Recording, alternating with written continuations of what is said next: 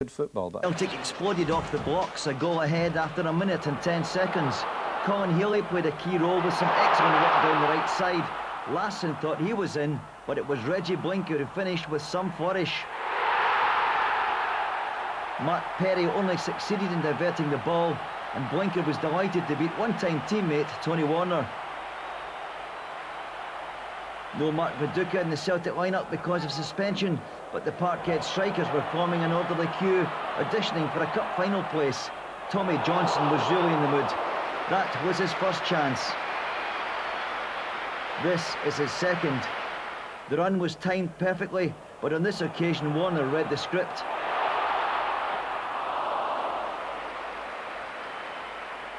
Aberdeen's first thrill was delivered just before half-time. It was Andy Dow with a fine strike. Jonathan Gould, back in the Celtic lineup, was at full stretch to get this one. Into the second half, and within 10 minutes Aberdeen were level. The quickly taken free kick launched Russell Anderson down the right, and Andreas Meyer's finish was top draw. Look at this for vision and ability. There was nowhere else he could have buried it. This really is quality. But Celtic were in an anything-you-can-do mood. Coming up, an exquisite goal. Henrik Larsson, the engineer, Tommy Johnson, the executioner, and third time lucky with the finish.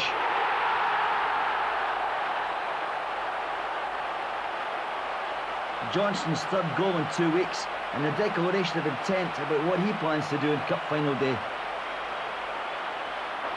But this was a game which ebbed and flowed.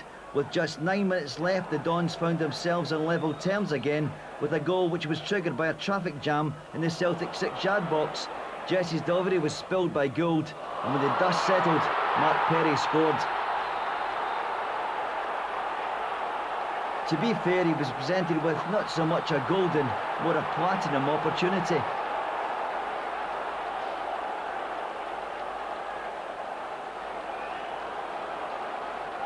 But there was another twist in the tale, and another applicant for that cup final striking role. This magnificent tackle by Gary Smith and Henrik Larsson seemed to have eased the threat by Celtic.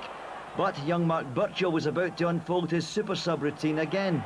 The sight of him stripping off in the dugout is rapidly becoming the equivalent of Clark Kent going into a phone box. And this goal did feature X-ray vision.